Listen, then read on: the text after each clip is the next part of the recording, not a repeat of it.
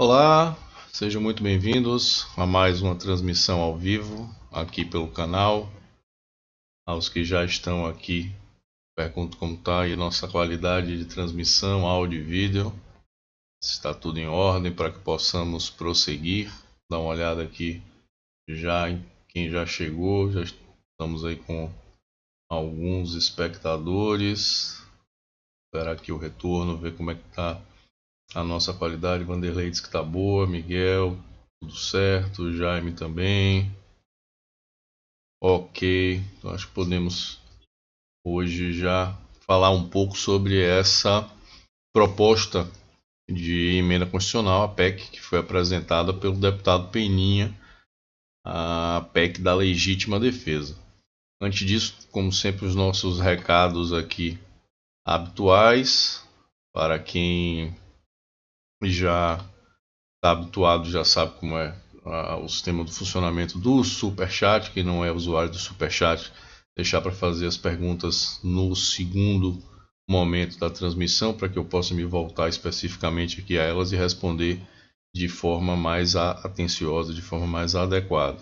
Peço aos senhores que deixem a avaliação a respeito do conteúdo que é aqui disponibilizado. Sempre registro que, se depois de assistirem o vídeo não gostarem do material, não tem problema alterar essa avaliação. Isso pode ser alterado posteriormente. Se possível, também compartilhem o material e principalmente chequem a situação de suas inscrições, porque tem sido recorrente o YouTube desativar não só inscrições, como as notificações de novos materiais. Isso faz com que alguns inscritos não recebam os avisos quando o novo material está disponível aqui no canal.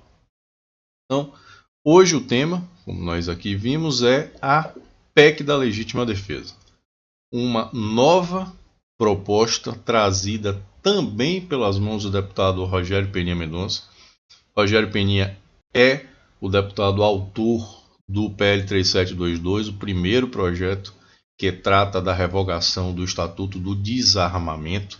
E aí, agora, no mês de fevereiro, esta semana, apresentou, ou melhor, está colhendo as assinaturas. Isso é um fator importante, nós vamos ver um pouquinho mais adiante aqui na transmissão, mas está colhendo as assinaturas para apresentar a PEC da legítima defesa, uma proposta de emenda constitucional que tem aí o propósito de trazer para o texto da nossa Carta Republicana, nossa lei maior, o Instituto da Legítima Defesa. Esse é um ponto já de início fundamental. Há uma confusão, que é até uma confusão recorrente, a respeito do Instituto da Legítima Defesa.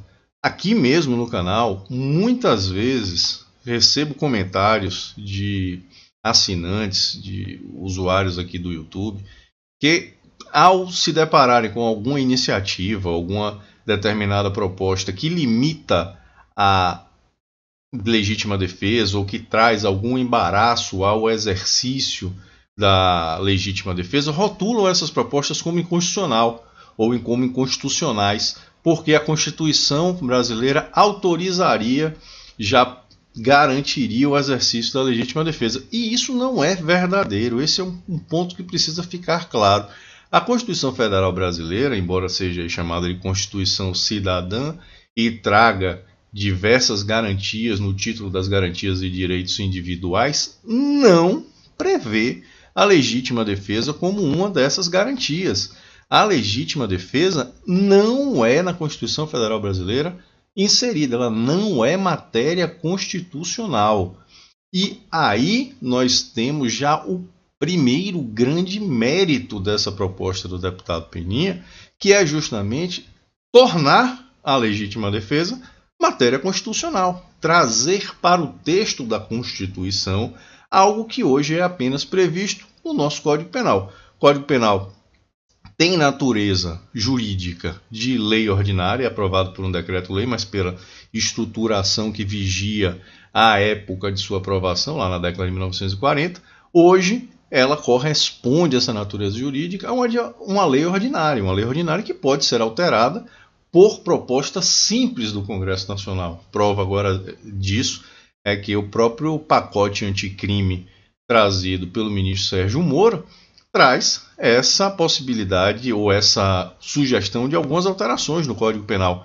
Neste momento, como se trata de uma proposta de recrudescimento contra o crime, são propostas positivas, mas no momento futuro, sob outro governo, não há nenhuma garantia maior a respeito de uma modificação negativa desse instituto, porque não é matéria trazida, não é matéria abrigada no nosso texto constitucional.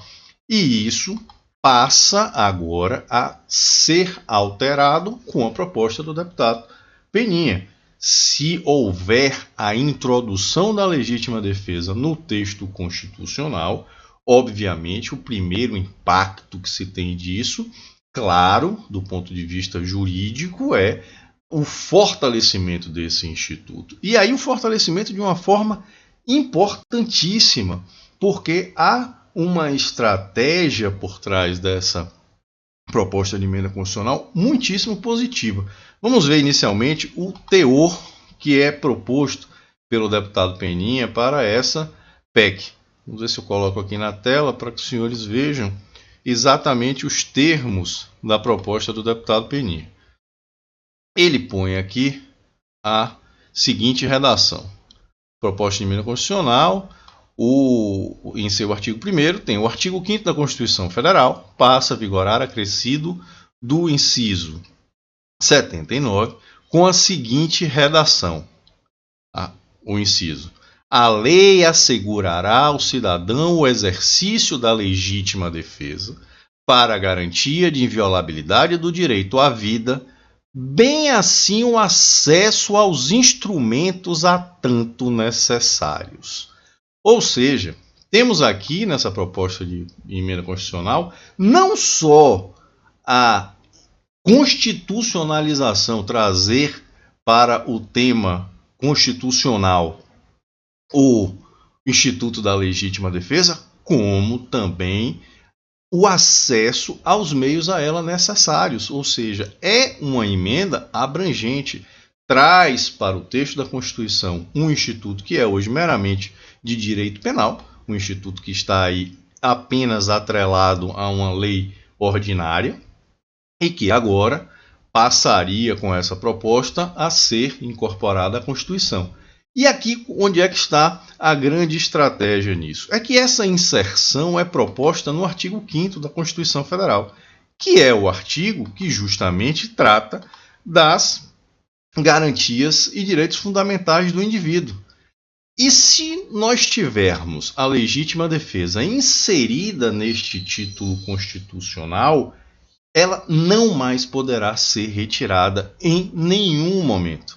Isso se tornará imutável, uma vez que a própria Constituição Federal proíbe propostas de emenda que visem reduzir ou limitar as garantias e direitos individuais. Porque a própria Constituição Federal, lá no seu artigo 60, em parágrafo 4º, inciso 4º também, prescreve que não será objeto de deliberação a proposta de emenda tendente a abolir os direitos e garantias individuais.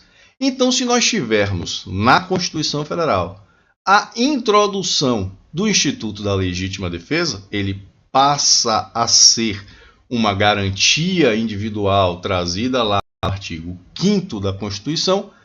Essa garantia não poderá ser retirada do texto constitucional, nem mesmo por emenda. Então, daí a imensa importância de que essa PEC, essa proposta de emenda constitucional, se reveste. É um avanço extremamente significativo na estruturação jurídica brasileira, no que se refere especificamente ao Instituto da Legítima Defesa.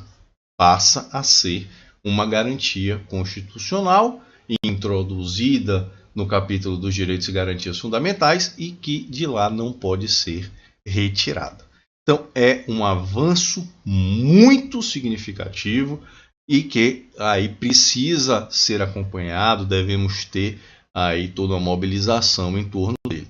A segunda parte dessa proposta de emenda constitucional é justamente o acesso do cidadão aos meios necessários à legítima defesa. E aí nós temos, por via indireta, a garantia do acesso do cidadão às armas de fogo, que são, inegavelmente, os instrumentos mais eficazes para o exercício da legítima defesa, principalmente num contexto de criminalidade em alta que nós temos no Brasil, predominantemente causada pelo uso de armas de fogo. Então, é uma garantia dupla na Constituição. Passaríamos a ter não só o Instituto da Legítima Defesa, como a garantia de acesso aos instrumentos que para ela se façam necessários. Imaginemos, por exemplo, que esse dispositivo já estivesse na Constituição Federal desde a sua promulgação, lá em 1988. O Estatuto do Desarmamento seria uma lei inconstitucional, porque ele proíbe o porte de arma, ele estabelece uma limitação aos instrumentos necessários ao exercício da legítima defesa. Então, daí já dá para se exemplificar como essa lei se reveste, ou essa proposta de emenda constitucional se reveste de importância significativa na estruturação do nosso ordenamento jurídico. Há aqui, nitidamente, no texto que é proposto pelo deputado Peninha, uma estratégia de não enfrentar resistência inicial à tramitação dessa proposta. Isso precisa ficar muito claro, porque uma proposta de emenda à Constituição difere da apresentação de um mero projeto de lei. O projeto de lei, o deputado redige lá no seu gabinete, faz a proposta que quiser, apresenta ao protocolo da Câmara e ele passará então a tramitar, recebido pela mesa da Câmara, e aí passa a ser distribuído às comissões e tem a sua tramitação. A proposta de emenda à Constituição, não. Ela só pode ser apresentada mediante a coleta de 171 assinaturas antes da proposta. Então, se apresenta qualquer texto radical, qualquer texto que enfrente logo de início uma resistência muito grande, a possibilidade de não se alcançar as assinaturas necessárias para a apresentação da proposta é muito grande. Então, é comum que se traga sempre nas propostas de emenda à Constituição, isso já é conhecido porque tem um pouco mais de familiaridade com o processo legislativo, se traz a ideia que se quer apresentar, o que é que se quer introduzir na Constituição, com uma redação inicial, e é assim que funciona, e a partir da coleta das assinaturas, essa proposta é formalmente apresentada e se sujeita à tramitação como uma proposta de emenda constitucional, inclusive passível de aperfeiçoamento em seus termos. O texto tem uma nítida referência ao direito à vida. Nós temos, não há dúvida disso, na Constituição Federal, a inviolabilidade de outros direitos que não só a vida, mas evidentemente o direito à vida é aquele que oferece menos resistência a se propor a sua defesa. Então, com essa redação que foi proposta pelo deputado Peninha, se esvazia, por exemplo, aquele discurso tido por direitos humanos, sempre que se tem a discussão do acesso às armas, de que o cidadão vai se armar para matar o trombadinha que rouba um relógio, um cordão de ouro num semáforo. Então a estratégia aqui nessa redação é bastante clara: não enfrentar essa resistência inicial, trazer um texto bastante aceitável, palatável e incontestável, porque o grande mérito é transparecer que não se está fazendo absolutamente nenhuma revolução. Se está garantindo algo que hoje o próprio Código Penal já prevê, então se está transpondo isso para uma garantia constitucional e se assegurando que essa garantia não seja apenas um dogma constitucional, uma letra morta na Carta da Constituição, mas que seja materializado. E como é que ele se materializa? Pelo acesso do cidadão aos instrumentos necessários ao exercício da legítima defesa. Então é sem dúvida um avanço bastante importante, uma iniciativa interessantíssima que finalmente pode aí encerrar toda uma série de discussões em torno do Instituto da Legítima Defesa e que, vamos agora esperar, ganhe apoio popular, ganhe mobilização, inclusive junto a outros deputados, para que não só se tenha a coleta imediata, rápida das assinaturas para a sua formalização, como também seja um texto de fácil aprovação. Esperamos aí que logo após as primeiras reformas ou as reformas mais importantes trazidas pelo governo, isso já possa estar em tramitação. Então, uma novidade bastante positiva no campo das propostas pró-legítima defesa, mais uma vez trazida pelo deputado Rogério Peninha Mendonça. Vejo aqui agora, volto aqui para o chat, temos algumas perguntas. Tem uma pergunta aqui no Superchat. Luiz Gato Preto, obrigado pela contribuição. Professor, se ouviu o voto da ADO da criminalização da homofobia, não acredito que reformas relevantes passem na terceira casa legislativa. Bom, isso infelizmente é um risco que nós temos que conviver, né? Temos hoje, disse isso aqui na live passada, uma série de manifestações de ativismo judicial no Supremo Tribunal Federal. Isso vem muitas vezes descaracterizando o propósito de guarda da Constituição e muito por conta disso se tem a necessidade de fazer ou de traçar estratégias para qualquer avanço. Os avanços que sejam feitos de modo atabalhoado ou de modo apenas sensacionalista, ou aqueles típicos projetos de lei que no fundo não têm nenhum interesse em serem aprovados, tem por propósito apenas enaltecer determinados grupos ou determinados autores que ganham notoriedade ou algum tipo de publicidade em cima disso, eles não vão a lugar nenhum. Então, quando se tem, de fato, um propósito de promover um avanço na nossa regulamentação, na nossa legislação, é mais uma preocupação que se precisa ter. É necessário também se criar propostas que sejam o menos possível passíveis de contestação junto ao Supremo Tribunal Federal. E aqui, mais uma vez por isso, a proposta que foi o texto que foi trazido pelo deputado Peninha parece ir muito nessa direção para justamente evitar discussões que, embora não sejam completamente evitáveis, não sejam imunes, não se pode trazer um texto de uma proposta de emenda que seja prontamente imune a qualquer discussão, mas que tenha a possibilidade dessas discussões bastante reduzida. Então, daí também a importância desse texto que foi utilizado pelo deputado. Voltando aqui para o chat, o Jorge diz que a mentalidade brasileira é desarmamentista. Não é exatamente uma visão da mentalidade brasileira, Jorge, é porque nós temos, dentro do processo de regulação, dentro do processo de evolução normativa, evolução das leis, grandes rupturas enfrentam resistência. Isso é claro dentro do processo legislativo. Você consegue até, dentro dessas propostas, instituir proibições que não enfrentam maiores restrições, mas as liberações são sempre alvo de grandes discussões, grandes resistências, principalmente tudo que possa representar algum potencial perigo. Então não adianta se pensar em movimentos bruscos.